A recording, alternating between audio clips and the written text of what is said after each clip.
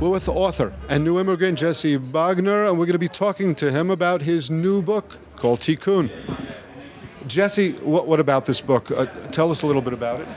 Basically, it marks the new type of journalism I've been working on the last few years, which is solution-based journalism. That I cover the election of Trump and how my connection to Israel influenced my political journey, where I transitioned from being kind of like a typical New York liberal to being much more conservative, especially on issues in the Middle East. So you took that and decided to move to Israel and write a book about the experience?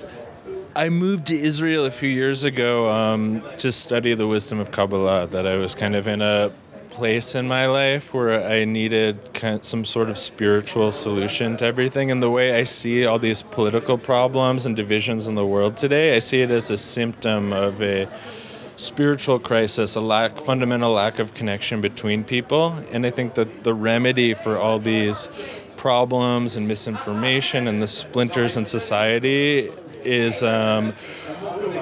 kind of a decision that we willfully make to be individualistic without any concern for the whole. And I think that conservatives and liberals alike have this desire to reconnect with one another and to love each other. And particularly at this conference and within the book, I talk about antisemitism, which I think is always kind of something that reveals itself in times when the Jewish people aren't united. And if the Jewish people were able to unite kind of as an example to the rest of the world, it would create a broader amount of unity throughout. And that. What do you see your role here in Israel in trying to bring about that unity?